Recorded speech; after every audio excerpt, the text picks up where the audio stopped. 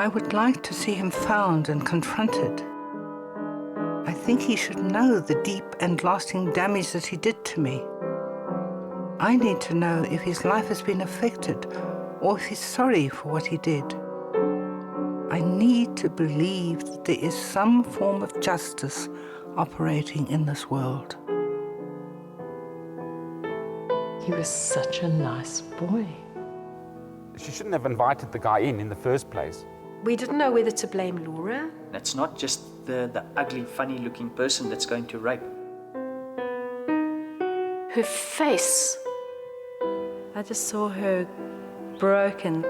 I think that women raped are treated worst by the people that they love.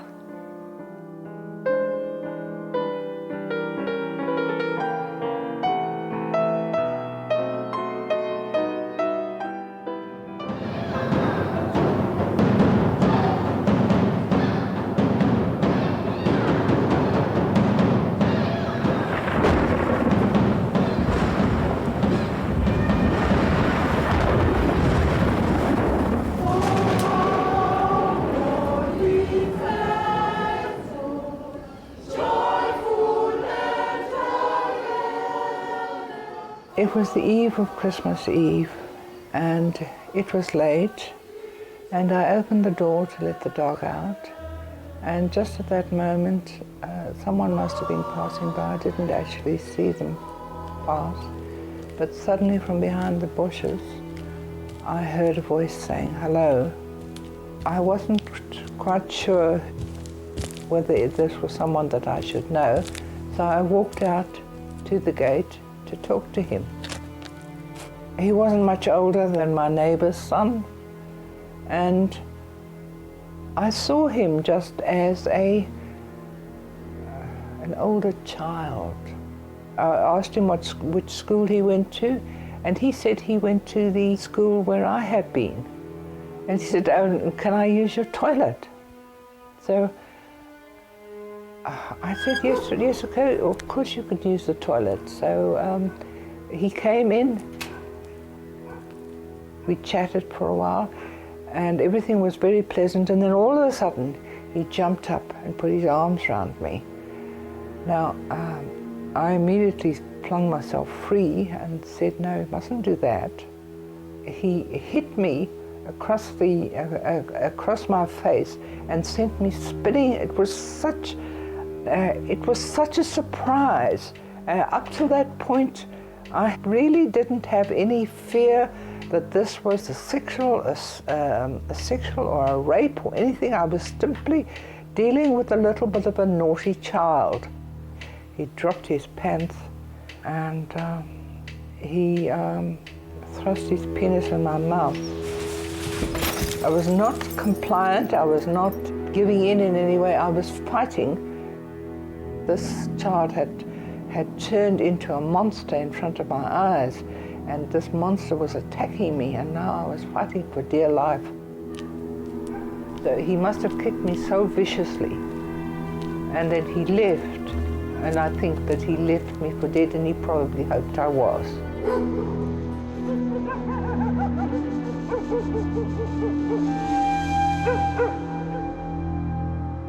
In the middle of the night, I got woken up with the doorbell ringing and went to the door, and Laura was standing on my stoep with absolutely nothing on and her face covered with blood.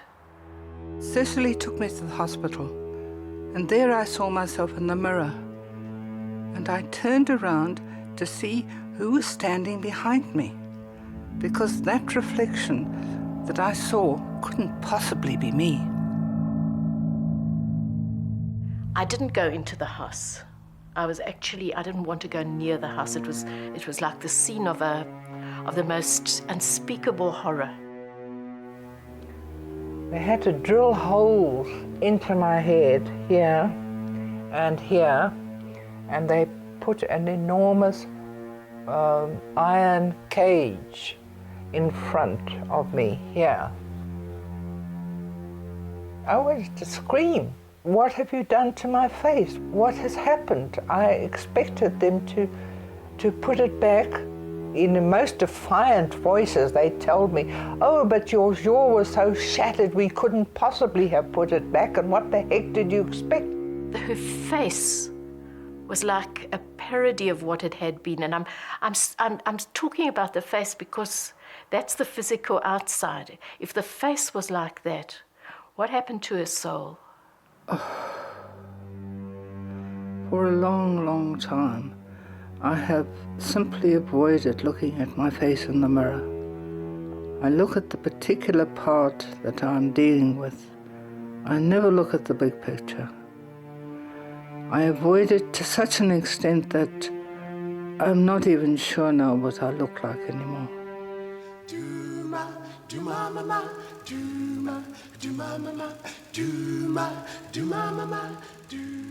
I never thought I was beautiful, but I was happy with the face I had.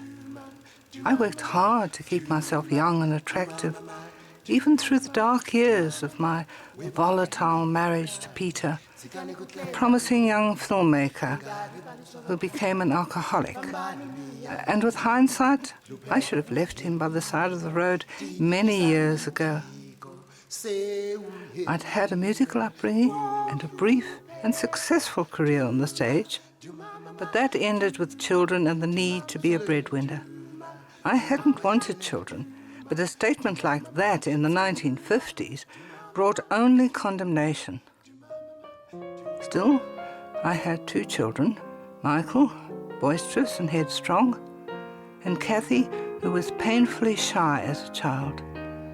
And I made the decision to devote myself entirely to the task of being as good a mother as I possibly could be. I remember just how we'd come home from school and Laura would be in the lounge with him. Remember, she loved her records, hey? She'd have her records playing and she'd be dancing in the lounge. Yeah, when we'd arrive home, she'd say, come on, girls, drop the bags, let's dance. And we'd have some lunch and she'd play piano tunes for us. My children are very different, and I was surprised that it was Kathy who followed in her father's footsteps and became a filmmaker. She moved to Australia, and Michael stayed, married, and took up motorcar racing. I finally divorced Peter and lived alone in Hope Road. Some people may have regarded me as a bit of an eccentric, but I had some good friends.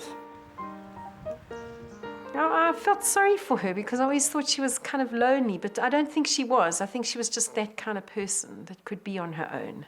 She had very strong opinions. I didn't always agree with her. We used to have lots of arguments. She was intense. I think she was talented. I was very fond of her. She used to get on my nerves often, but I loved her. I'd been living in Australia for 15 years and my filmmaking career was just beginning when Cecily phoned me. It was Christmas Eve and she said, something terrible's happened. Your mother's in hospital. I completely underestimated the extent of the trauma, and it took me a couple of months to put my life on hold and my stuff in storage and get over to Johannesburg, not knowing how long I'd be there. My mother was out of the hospital and the iron cage had been removed and she was putting on a brave face.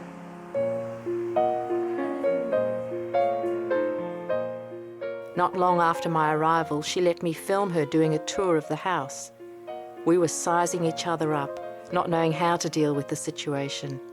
She wanted to appear as if she was coping, but the camera became a grim voyeur.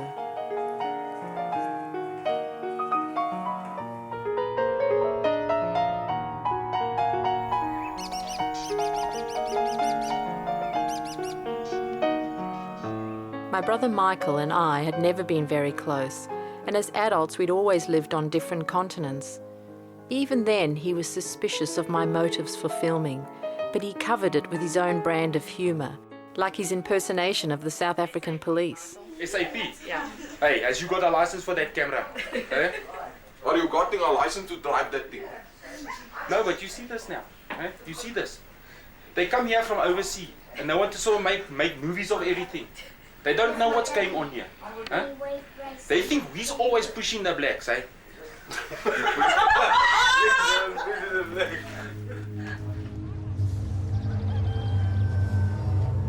For me, Johannesburg during those last years of apartheid was not a laughing matter.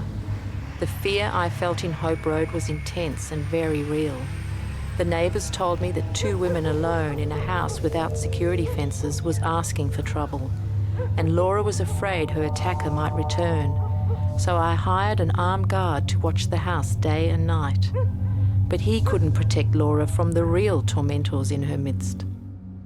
In Laura's case, a certain amount of it was brought upon by herself. The fact that to invite a person into your house after midnight to come in and have a cup of tea or something like that, in the current situation, is not done. We didn't know whether to blame Laura for being out at night and for inviting somebody into her house. One didn't know who to blame or how it had happened. Yes, I did hear that she asked for it. I did. I just saw her broken, like a human being was taken and spirit crushed. Hey, it was too terrible. Not long after I arrived, my mother fell to pieces. I just wanted to die. Life had ceased to be of any value whatsoever, and I just wanted to die. And so I was totally uncooperative in any kind of healing process. I'd say she was shattered, absolutely shattered, because it was her face, which is a person's self, as it were, the self they present to the world. And as I said, very depressed, suicidal.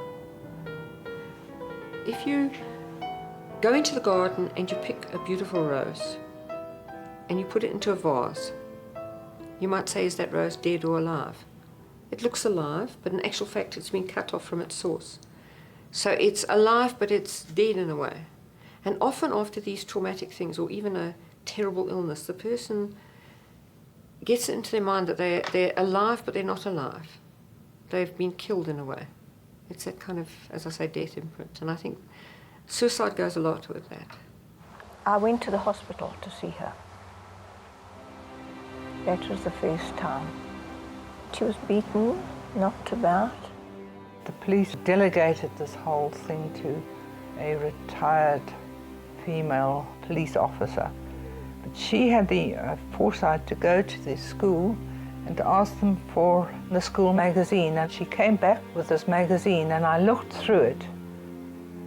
There was a photograph of the rugby team, and when I saw it, I picked him out immediately. And I saw, that's him. It was the emotion of, I found him.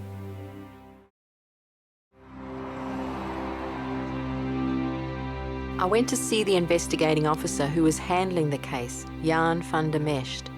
He told me that the suspect was overseas, that the boy's father had threatened to sue him for false accusation, and it was his word against my mother's. He gave me photocopies of some documents from the file and advised me to drop the case. My main concern was keeping Laura alive and getting her to Australia, so I took his advice. I had no idea how important the issue of getting justice was to become, and I was to bitterly regret that decision.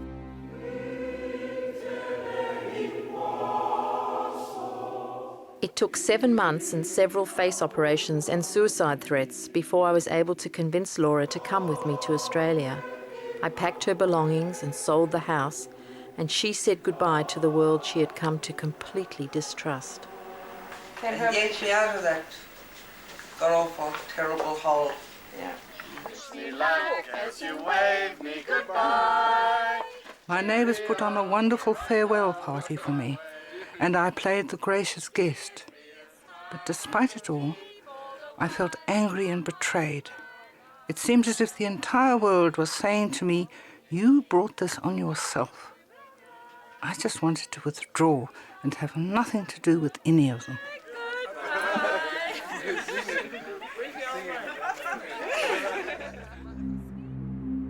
In Australia, I lived in a small flat in Sydney for several months.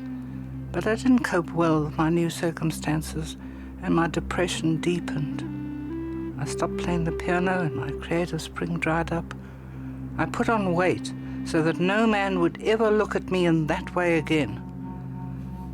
I was having memory lapses and trouble with even simple words and phrases.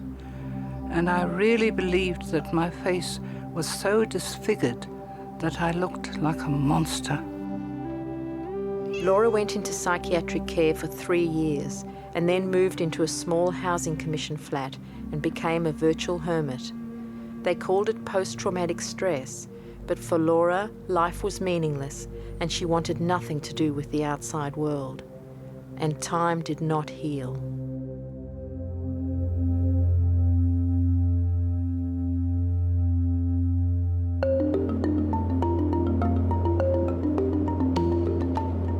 Seeing my mother shut herself away for all those years, I felt as if I'd lost her and nothing I could do would bring her back. Finally, in desperation, I proposed going back to Johannesburg to try and get the case reopened. Laura was dubious at first, but she agreed. It was becoming clear that without some form of justice, she would never get over it. I hadn't been back since I'd taken Laura away after the attack, and I wasn't looking forward to it. My attitude coloured everything. All I could see was a city living behind razor wire and locked doors. To me, it was a city of fear. Even my mother's house in Hope Road had become just a brick wall.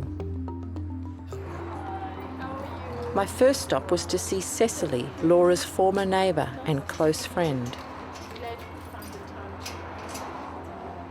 Is it the societies, does it reflect the values of the guardians of our society that they didn't find the child? I don't know. Was it a whitey thing? Was it a policeman protecting a white child that could have been his son? Laura showed me a picture from the Highlands Boys High School magazine that that somebody had given her. And she was asked to identify, and she identified what looked like one young man, and of course it's somebody that I happen to know. He was at school with my children. See, that the same age as my children. But apparently it turned out not to be him. When I showed Cecily the photo and pointed to the boy, she actually said to my face that I must be mistaken because he looked such a nice boy, and she knew him.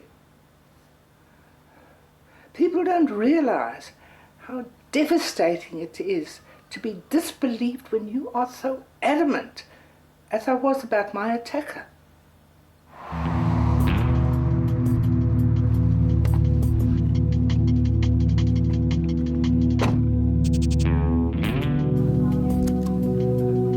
At Norwood Police Station, Superintendent John Miles was now in charge, and he and his assistant had been searching their archives for Laura's file for 3 days. The news was not good. Now, confront, it must be destroyed. This is the last hope? Yeah, these two were the last. The file was, according to the investigating officer, submitted to the public prosecutor, declined to prosecute. And but it's been destroyed. We're going to make assumptions, when we say what happened to the file, so we can't give you a direct answer to say. It seemed very strange that the files before and after Laura's were there, but her case file, or docket as they called it, was missing.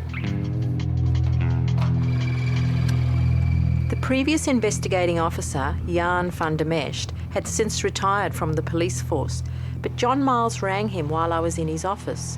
I wasn't allowed to film the conversation, but Miles later repeated the information to me over the phone. I spoke to him while you were here. He does remember interviewing an accused and taking the case to the public prosecutor for the decision. That's right. Yeah. So. He called him a harder heart, didn't he? Yeah. Yeah. So a difficult suspect. Yeah, when difficult, that can mean anything. It can mean evasive, but difficult, not truthful. But the suspect had admitted being in my mother's house, didn't he? He remembered that he was feeding dogs or... Well, he mentioned that he was walking past and he was invited in and things it's like a daddy recalled immediately. I spoke to him. So yes, that's. So. And he wouldn't have that unless the accused had acknowledged that. If you see what I mean. Yes. This information from Fundamesht was a great breakthrough, and I asked John Miles to set up a meeting for us. But when Fundamesht heard that I was back in town and making a film about the case, things changed. He didn't turn up for our arranged meeting, and he evaded me for 5 days. Finally, Fundamesht told me by phone that he was going on an extended hunting trip and didn't know when he'd be back. My time in Johannesburg was running out, and it was clear that I was not going to be able to meet him. I wanted to scream with frustration. It was at this point that I realised that without his cooperation and the original case docket, getting justice was going to be very difficult. And then, just days before I was due to leave Johannesburg, I met Charlene Smith. She is a high-profile journalist who was raped in 1999 and made her story front-page news. Her message for Laura was to be a turning point for me. If you want the person to get caught, and if you want the person to go to jail, you have to prepare yourself for an unbelievably traumatic fight. You have to fight and fight and fight. You get frustrated about the fact that you're fighting with everyone. You have to fight with the police, you have to fight with the prosecutors, you have to fight with the medical officers, you have to fight with every single person. And in the end, for me, this was the worst thing that happened to me. And if I wanted justice, I had to fight. If I wanted him to stop doing it to another woman, I had to fight. But it's a difficult process. It's a difficult process, and you often want to give up because it's very traumatic.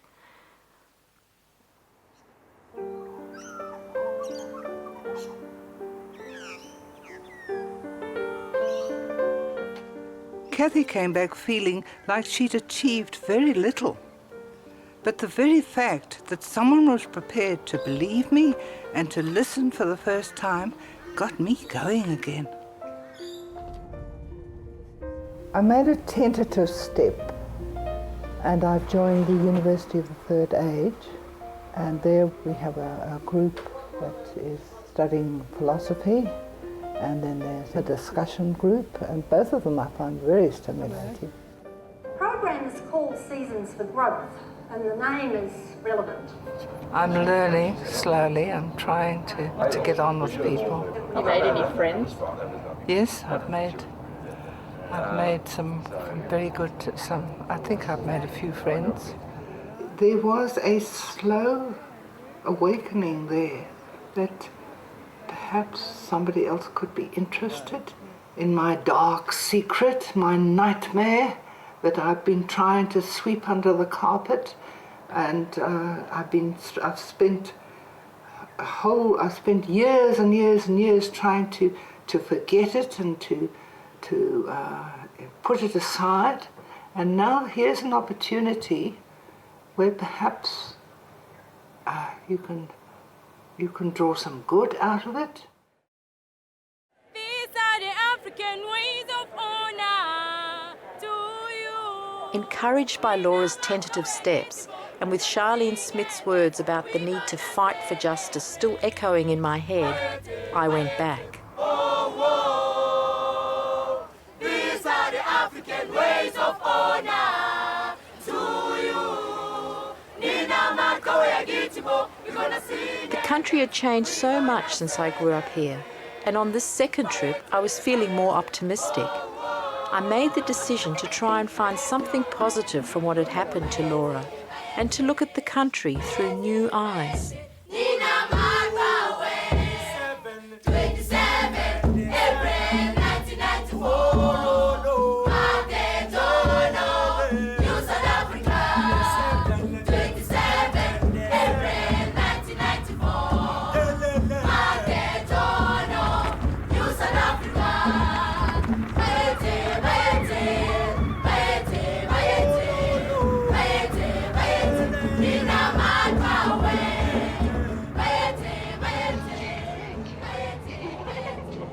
Even though the world around him had changed so dramatically, my brother Michael hadn't. I've always been the Engelsman, the alien, the person that, who are you? You don't fit in with us. I didn't fit in with them, I don't fit in with this crowd. It means nothing to me. The new flag just looks like Winnie Mandela's underpants or something like that. I've got no idea how to relate to it or anything like that. This is a pump-action shotgun. Carries 12 rounds up in this tube here. I have two daughters, and the subject of rape is obviously one of those things that is on your mind the whole time. The guard here is me. I put up a very, very big, mean demeanor, and I carry a big shotgun. You can put it against your shoulder like this and shoot like that. But that is if you really want to actually aim specifically. This is our family's defense mechanism against this, because you're not going to get the police or any fellow citizens or anyone else to watch out for you. I'm ready for this. Ready for action. Michael had never told his daughters about what really happened to Laura. They always assumed their grandmother had deserted them for the good life in Australia. Down, and then ready to shoot. Michael's warnings made me realise that I was unprepared for the potential dangers of this city, and I should take some precautions. So I hired a personal bodyguard and driver. I'm going to drive you, I'm going to look after you. Yeah. So whatever it is where you have to be. I know sometimes when you go to like Soweto, Alexander, so you need something to be protected. So normally I've got my firearm with me. Okay. Moshe Dayan became my constant companion and friend and took me to places I would never have otherwise visited. He also suggested novel ways of dealing with stress.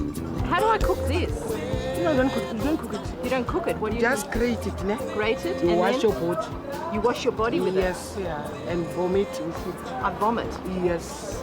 Okay. Probably need some of that. Okay. That's going to be an interesting experience.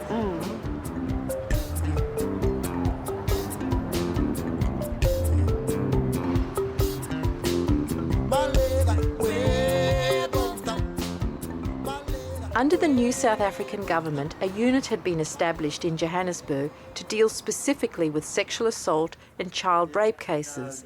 The head of the unit was Superintendent Andre Neertling, and he had some good news for me. We are the investigative authority. We are not the prosecuting authority.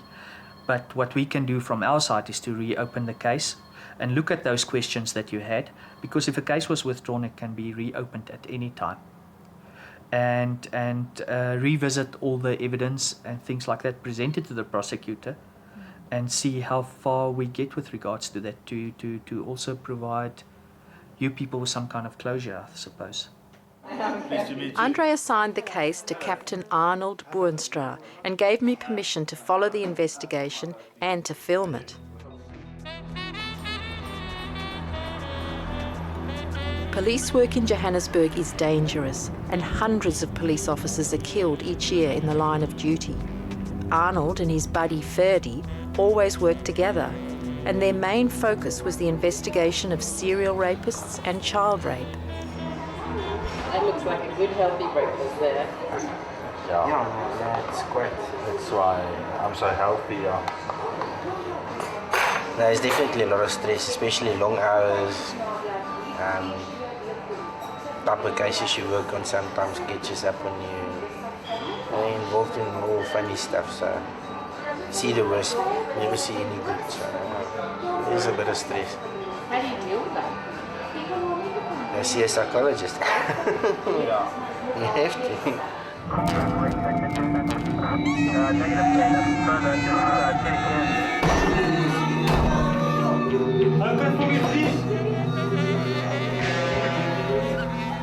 I found Arnold and Ferdy's world very stressful. It reminded me too much of the bad old days of the apartheid era, even though they were now looking for rapists, not political activists. But they wanted me to see the battleground they worked in.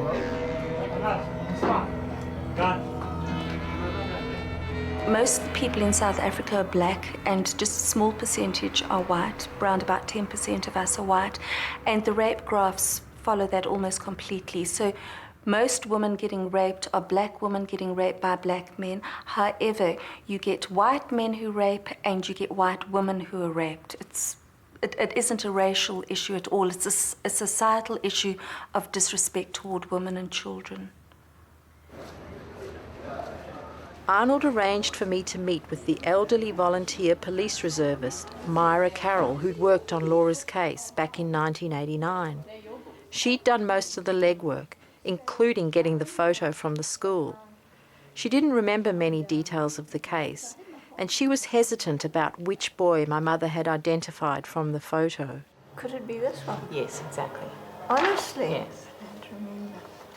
I don't remember that it does. So why is it that you think you pointed to that one? I don't know. She remembered immediately. As soon as you showed her, she said, "That's him." I don't know, and that's why I was so hesitant, because really I don't remember, but isn't that strange that I should have done that? Everything was put in the docket and handed over. Definitely, that's I always do. I don't keep anything.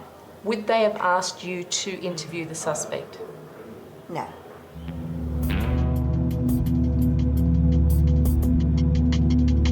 We're going to see the previous investigating officer, Jan van der Mest. He's on pension now, and see what information he can give us about the whole case. Finally, I was going to meet with Jan van der Mest. I wanted to find out why he'd evaded me on my previous visit, and whether he would tell Arnold what he had told the police superintendent, John Miles, a year ago while I was in his office, that he had interviewed a suspect who admitted being in my mother's house but denied the assault. Van der Mest agreed that I could attend the meeting and film it, so long as it was just the camera resting on my knee. But I never said I interviewed a guy in this case, never. From the beginning, I denied any knowledge of somebody being arrested or interviewed in this matter. You know, I was in his office when you spoke to John Miles. I was there and I heard you say this. Saying what? Saying this thing that you'd spoken to the suspect. Hell, I never said that. But I was Never in my life. Office there. No, of course I'm not. not Do you making understand that- Afrikaans? Yeah, I do. Why should I lie to you? For what reason? I don't know, I can't understand it. I just want to get the name of the guy that you spoke to. I never interviewed anybody in this case, man. This I can guarantee you. And I never said this to John Miles. You said to me when I came to see you in 1989, you said to me that the parents had threatened you. They'd threatened you with false accusation if you continued with this investigation. You'd spoken to the parents and that's what they said. And when I said at the time, how can you conduct an investigation? You just said, well, that's how it is. It's possible, I can't remember. So you could have spoken to the parents. Oh, it's possible. It's possible, I can't remember exactly. You can't remember where he lived or No, even not at one all. tiny bit of Nothing, information? Nothing at all. I'm a total blank. So do you think he's telling the truth? Van der Mest, I don't know what you think. My frustration at this point hit a high note, but I didn't get much support from Arnold. He wasn't interested in uncovering whether an ex-police officer was lying or not. He just wanted to track down some hard evidence. Captain Werther speaking. I need to find out old fingerprints of 1988. Yeah, it's an old case of rape that was investigated. Arnold told me that the fingerprints may take some time to track down, and I also had to face the reality of his daily workload. He had over 80 cases that he was currently investigating, including many of child and baby rape, and understandably these had to take precedence over my mother's case. We've got 1,800 cases that we investigate at the moment, which is all. We cannot distinguish between our cases. These are all, it's not property crime, these are all assault on people. So we have to give equally attention to all of them. But I think by the end of November we should be able to at least give you a good answer in terms of where we stand. Wherever I went, it was staring me in the face. The extent of rape in South Africa was horrific, and the statistics were almost beyond belief. A woman is raped every 26 seconds. A South African woman, 1 in 2 South African women will be raped at least once in her lifetime. I deal with rape survivors who've been raped 3 times, which is really difficult. 75% of rape is gang rape. You're more likely to be raped by anything from 3 to 30 perpetrators than by a single individual. A very, very high rate of incest. We have a particular problem at the moment because our incidence of HIV is so high that there's a very high rate of virgin rape. There's a belief that if you rape a virgin, you can cleanse yourself of HIV. So we're seeing, last year we saw a doubling of child rape. Charlene spends much of her time helping the survivors of sexual assault and their families. And it was at one of what she calls her survivor lunches that I met Glory and her twin daughters. The 2-year-old twins had been raped and sodomized by a man she thought of as a trusted friend who persuaded her to allow him to pick the twins up from preschool every day. And he raped them repeatedly, maybe for 3 weeks. Every time, every day. Where? How? You don't know. I don't know. I wish I can know.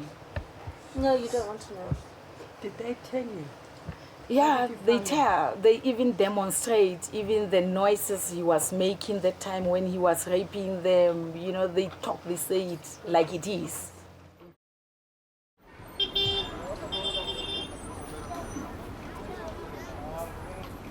Hi, Kathy. How are you? It's nice to see you again. Good to see you. Glory was not a woman to let life get the better of her. Before her daughters were born, their father had flown the coop, so she employed a full-time housekeeper and nanny to look after the twins, and she kept her job as a flight attendant with South African Airways. Glory had been to a court hearing the previous day in relation to the rape of her twin daughters and was furious at the outcome. The perpetrator, who lived 4 doors down the street from her, had been released on bail. I was so depressed I couldn't even have dinner. I had this terrible headache, and I think maybe it must have been nerves or what, because I couldn't just believe that they are remanding it to next year, February. It's 4 months. It's too much. And this guy's still walking around free? He was in a new suit, new shoes, new shirt, and he was so boastful and like, I don't know. He's still around. I saw him yesterday. This is dangerous, you know, it's like a virus, it's like something. We should stop this now.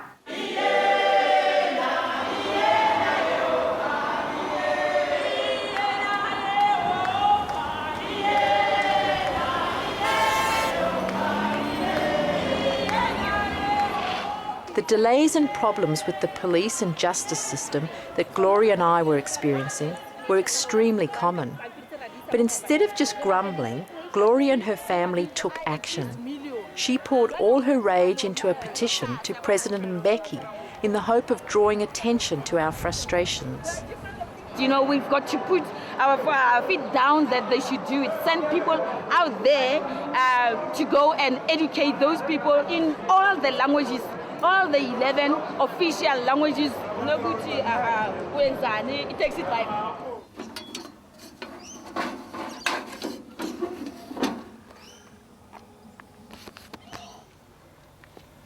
My letters back to Laura about my progress were starting to have an effect, and she was beginning to see the bigger picture. If we are going to have a safer world for women, the first thing that we've got to do is the painful process of exposure, which is what I'm doing now. And that if women go on trying to hush it up and ignore it and pretend it doesn't happen, they are never going to address any kind of steps to stop it, and then it will just carry on. Glory took me to the court hearing of a young 8-year-old girl who had been brutally raped and mutilated. The local community was staging a protest outside the court to highlight their frustrations with the justice system and to vocalise their rage. This is taking its toll on the poor family. Now is the time to take your AK and shoot the enemy. If we find a perpetrator, somebody who's raping our children, we are not going to bring him here because we are wasting our time. We are going to kill him there and then. It will be tit for tat, butter for fat. We are tired. I sugar. No. The perpetrator usually buys the investigating officer or whoever that handles the dockets. That's what has been said, that they pay them the money and then all of a sudden the docket gets lost. And they know that once the docket is lost, everything, how are they going to proceed now? The ultimate end is that that man will walk out free because there's no evidence. The evidence that was there is no more. I went to ask Andre if he had any clues as to why all the information relating to Laura's case seemed to be missing. You know, things disappear, but not everything. You know, yes, dockets do disappear, especially if they're that old. And there's, in the meantime, there's a lot of things to do to improve our archive systems and that. But yeah, it happened from time to time, but not really that everything disappears. And we are looking into that at the moment to find out where these things disappear to. The fingerprints in Laura's case still hadn't been traced, and the investigation was bogging down, and I started hassling Arnold for results. Somebody somewhere is lying. Have you thought of going to speak to either Superintendent Miles, John Miles, or... No, that doesn't help. It's hearsay evidence. I need evidence, physical evidence that I can use now to link this suspect to the crime. You know, hearsay from John to this one to that one is not going to help me. I'm just desperate. I know that you are, and I feel with you, and I have sleepless nights about this. Do you? Mm-hmm. Yeah, you should think, where have we gone wrong? What have we missed? You know, there's something missing here. There's a piece of the puzzle that's not here, and we can't seem to find it. My frustrations with the slow pace and the obstacles in the police investigation were really getting me down, and I was desperate for signs of hope. The police told me about a playwright, Bongani Linda, working in Soweto, whose community theatre work on this issue was being performed in schools and prisons around the country to mainly male audiences. Theatre has played a very important role in popular education right from the days of apartheid, protest theatre, which was used as a tool to conscientize as well as a tool to inform international audiences of what was happening in the country. You see, it's easy. Power. That's all it takes. It's a chapel.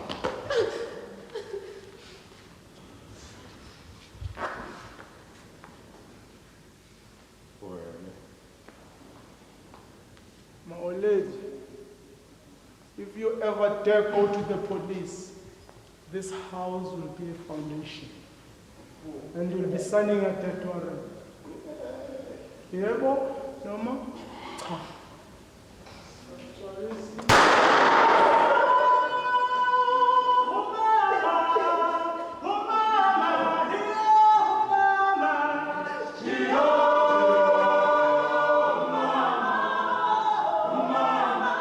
I had a very, very beautiful girlfriend who was gang raped, and then she could not take it any longer. She committed suicide. I got very angry. I confronted one of the rapists. In that anger, I killed him.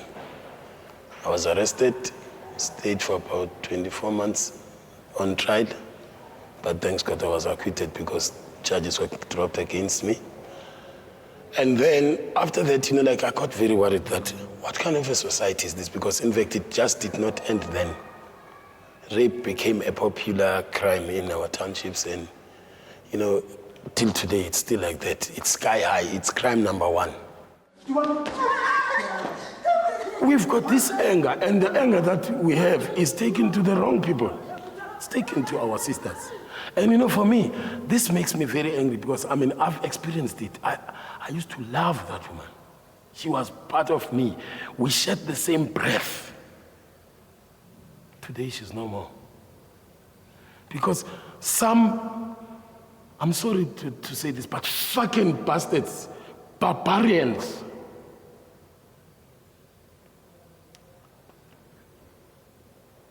yeah. I prefer not to talk about it really because it breaks my heart every time. But rape is a man's problem more than anything. It's a man's problem, and I'm worried because it's still fashionable. I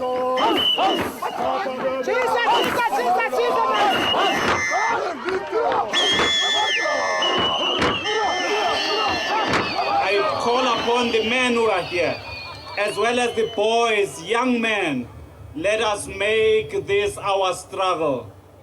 The safety of our mothers, the safety of our sisters, the safety of our aunts, their welfare, their dignity is our business.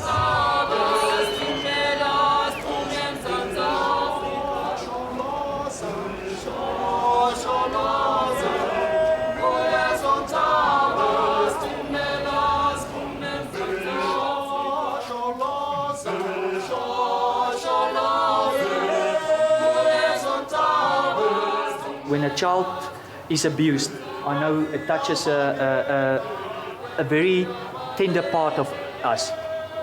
Arnold still couldn't find the fingerprints, and Laura's case had stalled. He was also preoccupied with the 1,800 other sexual assault cases his unit was investigating. And I realised that if I wanted things to move faster, I would have to take action myself. I found a private investigator who agreed to help me for a fee. Okay, I'll assist you in this regard as well. Thank you. And you guys have got access to hidden cameras? Yeah, I do have. Yeah. And a recorder for that matter. So we'll be able to record the audio and the video itself. Okay. The private investigation company were very quick to deliver results. I gave them the name of the boy my mother had identified, which appeared on the school photograph. Within days, they were able to tell me where the suspect lived, that he owned 2 firearms, he was married and had recently had a baby son, and he owned a business with his brother. Keep going straight, still right. It didn't take long to find his workplace.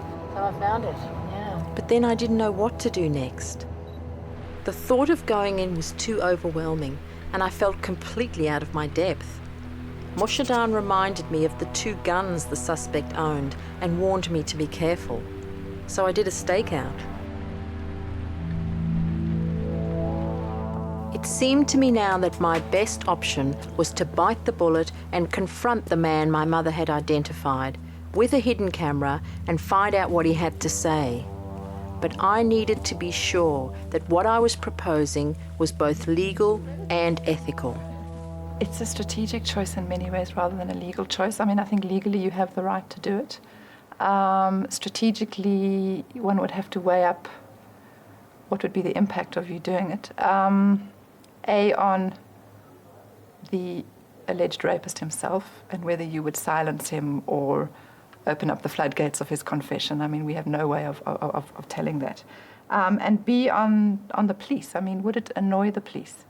Does that matter? The lawyer also told me that if I wanted to use the video of the confrontation as possible evidence, I should not reveal my intentions to the police.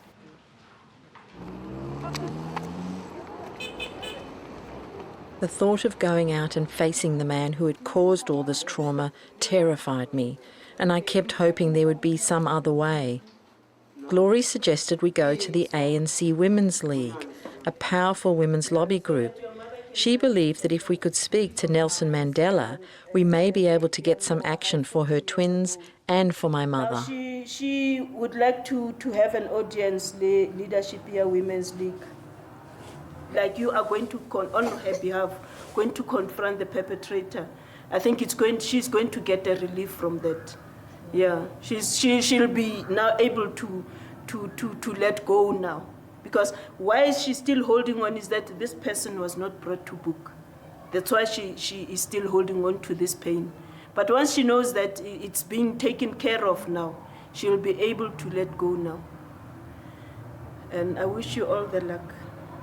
I wish for her sake.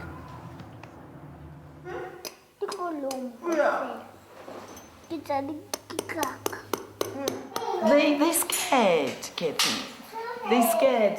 They feel safe when the butler doors are locked. The alarm, even the alarm, they always remind us to switch the alarm on. Watching the twins playing with locks and bolts was heartbreaking. The man who had abused them lived just down the road, and Glory believed they were in real danger. I completely understood her outrage at the system that had allowed him out on bail, and why so many people felt the need to voice their anger at the extent of sexual violence.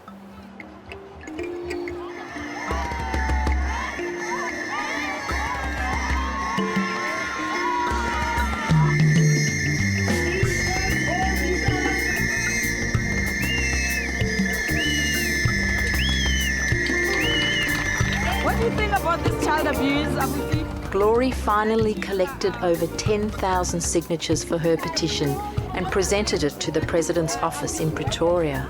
But she wasn't stopping there. She asked me to help her write letters to the Justice Minister and the Minister for Safety and Security.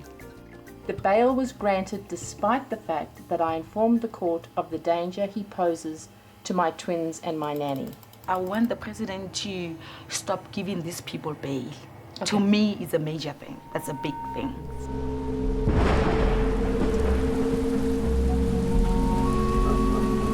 Arnold rang me to say that he was going out to interview the suspect within a couple of days. Fear and anxiety were holding me back from doing what I knew I had to do: confront the man my mother had identified. It was now or never.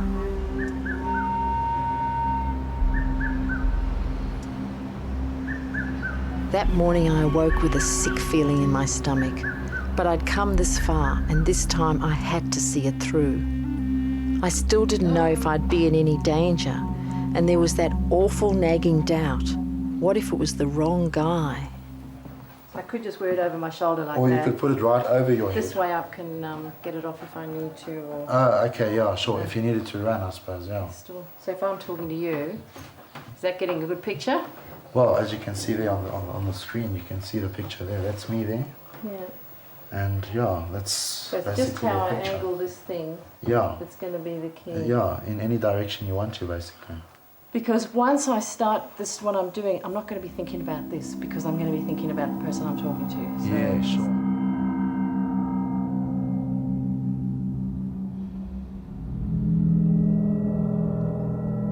I just wanted to ask you something. It's a personal matter. Okay. I just wanted to ask you if you've ever thought about that woman that you assaulted in Orange Grove in 1988. Assaulted? Yeah. Who are you talking about? The woman that you assaulted in Hope Road, Orange Grove in 1988. That was my mother. Sorry? Who's your mother? My mother lived in Hope Road, Orange Grove, and this is, she's identified you from a school photograph. You went to Highlands North School. So if you don't mind me asking, assaulted? Yeah. In what way? Sexually assaulted. Oh, do me a favour. Definitely not. Look, I can definitely help you. The police are about to come and question you. What are you talking about? There's a lot of evidence. Who's your mother? My mother was the woman that was in that house that you went into that night. I don't know, and I don't know your mother from a Boris. You have my word. In the wildest dreams, your mother's making a mistake. And you have need to tell her that. I swear to you on my son's And if you life. do tell her that and she believes you, then she will Ma'am, withdraw I it. tell you, she can come, and I swear to you on my mother's life, my son's life, on everybody's life, my family's life. I don't know what she's talking about. I swear to you. Do you want and I'd like to phone my father and ask him if you don't mind to come with me. If you come upstairs with me, I swear to you I don't know what she's talking about. Hold on, but listen to me. Dad does not. No, my dad's getting upset because he knows that it's not me. Dad? Yeah, but Dad? he has to verify that what he told the police. Hold on. They say that you told the police that I agreed that I was in Hope Street. But that you didn't assault my mother. No. Okay, can you bring a police number? Okay, Dad, I'll phone you back just now, okay? Okay, but listen to me. Don't start shouting and screaming. Please, Dad. Please, Dad, listen to me. Don't start screaming and shouting, please. Please, just speak to my father, because my dad's really upset now also about this. There's no ways on this planet. Sorry. Did you speak to the police? My name's Kathy. Dad, just tell him, please. Is Kathy he upset? Hinkle. I don't know what Hinkle. Man. I've offered to help your son. Man, hold on. Because Just my on, mother has please, Dad. identified him No. Do me a favour. This from is a wrong. photograph. No, this is wrong. No, this lady says that I raped her mother in 1988 in Hope Street. Sorry, I don't want to have your father shouting at me like that. Listen, if you will meet me down the street, we can discuss how I can help His you. father's gone ballistic. I can well imagine it. Because his father probably thought, my God, thank God, I got away with it, and he's been, and now to be suddenly confronted with this, I'm sure he would go ballistic. I can well imagine. She's making a mistake. I'm telling you that now. You have my word. If you don't mind me asking, what was I wearing? Supposedly wearing. I don't know what she's talking about. I swear to you. She knows what you're wearing. She says she was with you for a long time. She's making. No. I know. She's making a mistake. Okay. Okay.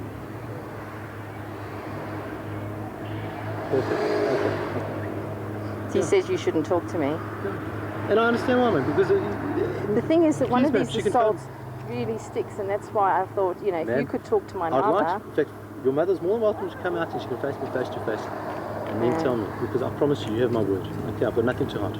I feel devastated because there doesn't seem to be any resolution now. He's just got to a point of denying. Where are you going to go from there? He's just going to go on denying and denying. The confrontation left me shaken and confused. I realised how naive I'd been to hope that he would confess. And yet the way he reacted just didn't make any sense. He didn't ask even the most basic questions other than, how did you find me? And what was I wearing? And why did he immediately go and ring his father? I desperately needed to debrief and went back to the psychiatrist Laura had seen after the attack. I'd say that even getting to speak to his family, getting to speak to him, has done a lot to frighten him very badly. More than, maybe even more than coming in front of the police and everything. I think you've got a lot of justice by going there. A lot of justice done because you've terrified him. He's not going to be able to live with himself. He knows that somebody knows who he is. He knows that you know. He knows that this is you're going back to Australia and people know. He's not going to be able to live with himself as easily as maybe he's lived with himself, which he probably hasn't managed easily. When I told Arnold what I'd done, he didn't object, and in fact he took a copy of the video of the confrontation as part of his evidence. The suspect responded by hiring a lawyer and refused further contact with me. I had to accept that our legal case was weak. It was his word against Laura's.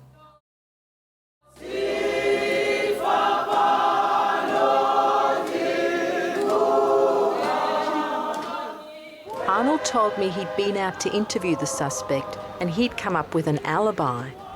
When I next saw Arnold, he'd been to Cape Town to check it out. The hotel that they claim to have stayed in has subsequently closed down. The one wing's been completely broken down and the other one is standing empty. So there was no verification of his alibi. It's his word and those of his witnesses. So hard because my mother is so certain that it was this guy, and I just have to keep believing that. I tried, and I'm not giving up. It's bad to just give up. Somewhere along the line, something should happen. Glory's letters and petition had hit the mark, and she was getting attention from officials high up in the system. The South African government was acknowledging the extent of the crisis and making sexual assault a priority area. My letters are everywhere in all the government departments. People keep on saying, but who is this Glory Lekhodi? Some are on the corridors with the fires. They say, I should contact Glory Lekhodi. I should go see this. It's amazing. I can see a light. There is a light there at the end of the tunnel. It's shining brightly. You know, they all involved, they all concerned. They telling me that over the telephone when they come here. I want to help women and children because I think there's a big gap there. People are there struggling, and I realize that people, you know, get tired when they busy with their cases and something goes wrong. They just say, I'm just going to leave it at that, because, you know, it's so tiring. We both have experienced this thing. You know, you can't just go on without any light. So people give up most of the time. So I want to encourage people not to give up.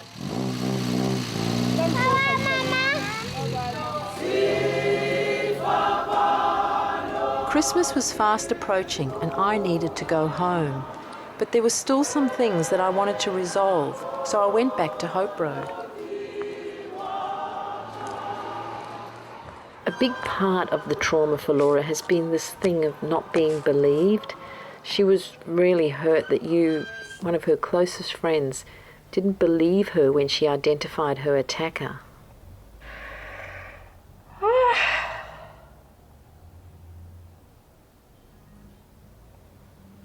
I don't want you to feel terrible. You can't help it. I mean, you can. You know, Laura, I'm sorry.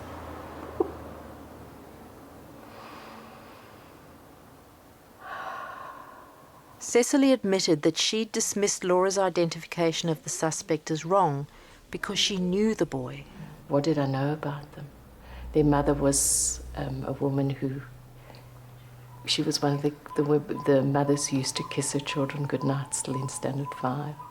When, you know, she used to kiss her boys goodnight. That's how I knew them. He was such a nice boy. Such a nice boy. Nice boys don't do that.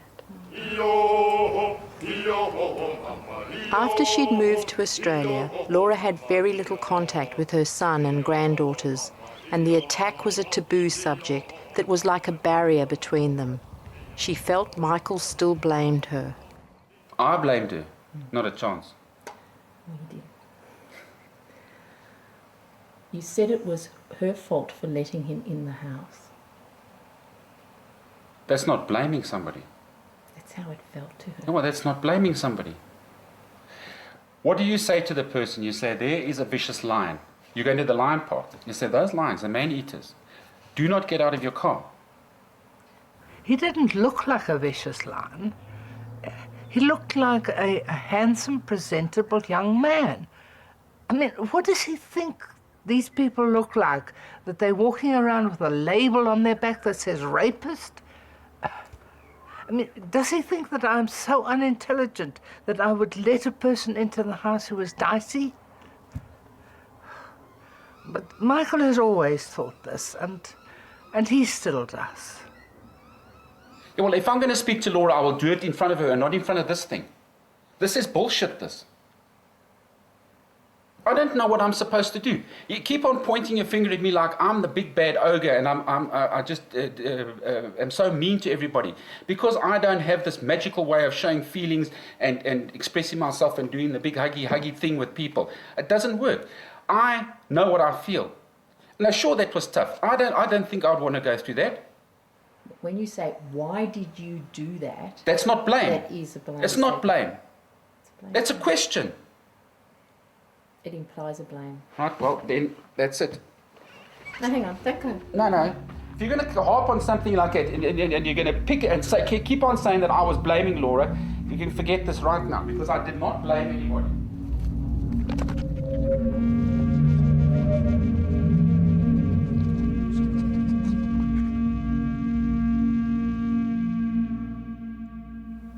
Yeah, I never realized that one little statement like that could cause Mom to have so much trauma. Now, do you think I could tie this together? Do you think I saw the connection there? I didn't see it.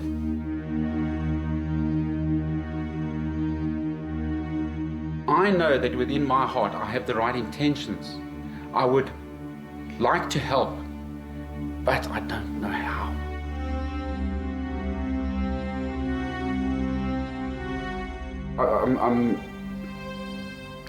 You've actually got me into a place where I'm very, very. I don't want to put this.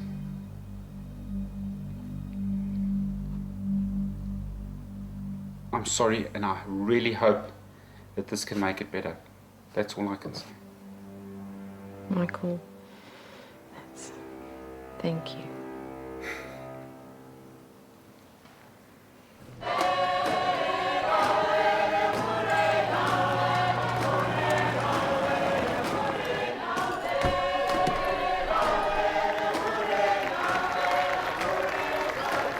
I never got to meet Nelson Mandela, but in one of life's strange ironies, my brother Michael did.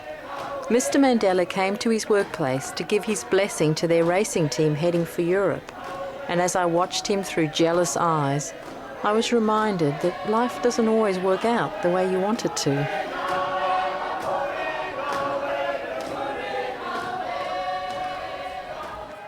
The South African police had always been the butt of Michael's jokes, so meeting the head of the Sexual Offences Unit was a bit of a challenge for him. But when he saw the extent and detail of the new investigation, even he had to admit that perhaps things were changing in the new South Africa. We fully investigated, and this is the best product that we can give to the prosecutor, and hopefully that will be enough to get at least a court case going. For the first time, Michael glimpsed the possibility of some justice, and he agreed to take over the handling of the case. Okay, good luck with that in the case. Okay. Thanks again very, very much. It's been a great meeting you. Yeah, Andre, travel safe. Super, okay, yeah. Nice meeting you. I'd just like to meet my brother, Michael. Pleased to meet you. Pleased to meet you too. This is Arnold Boonstra. My brother will still be here, he lives here, so if there's anything further... I'll keep in contact with him. As soon as I hear anything from the DPP, I'll give him a call. Yeah. Well, enjoy it. Thanks for everything, eh? It's a pleasure. Okay, cheers. Solid. Oh, come let us adore him. Oh, come let us adore him. Michael did finally tell his daughters the truth about Laura. To our Nana, I learned so much about you over these past few days and weeks. I was deeply hurt by the events that happened to you before you left for Australia, and I'm praying that your wounds will be healed by the love and efforts of your children and us grandchildren. The last time I met you, I was only 3. It is so nice to know I do have a grandmother, and the news that I heard about you was heartbreaking. I just want to wish you a Merry Christmas and hope that you recover fully from what happened. Well, I will try to write. Love, Mike.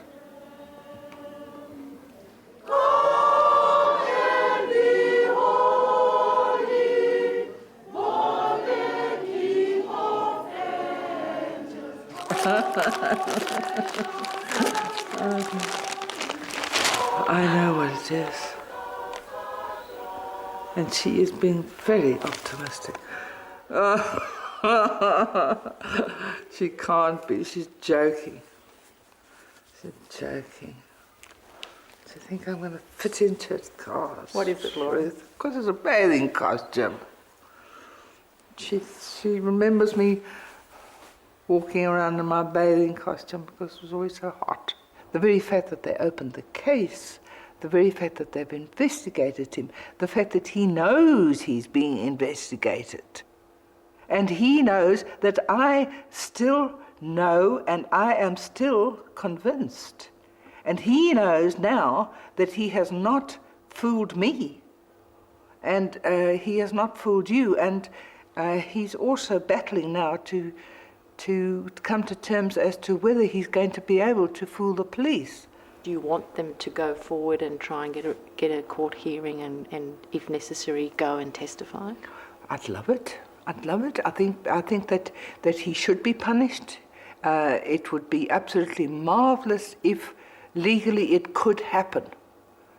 I'm not pinning all my hopes on it.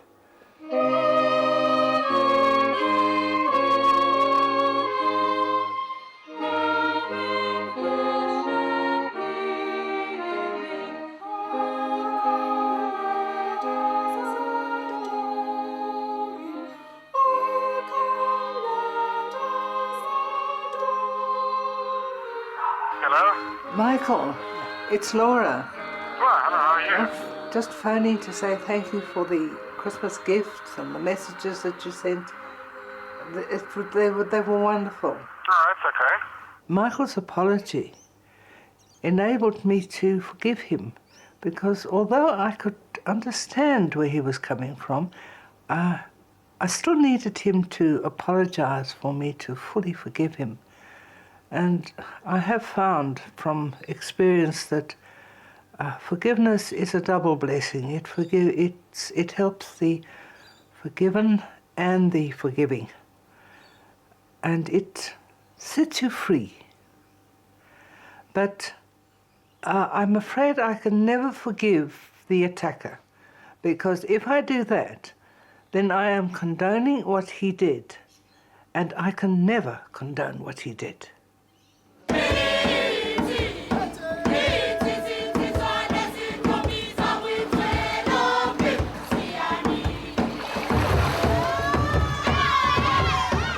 I still get depressed sometimes and angry that my attacker has not yet been brought to justice. But I've come out of my isolation and I'm renewing my faith in human nature. 2 exercises so far. Third one, you got to come down. Do you think I'm going to make it? Do you think I'll ever get there? If you keep on doing that, you'll probably take off, I think. Yeah, well, I want to take off. I want to take off the weight. Oh, well, yeah.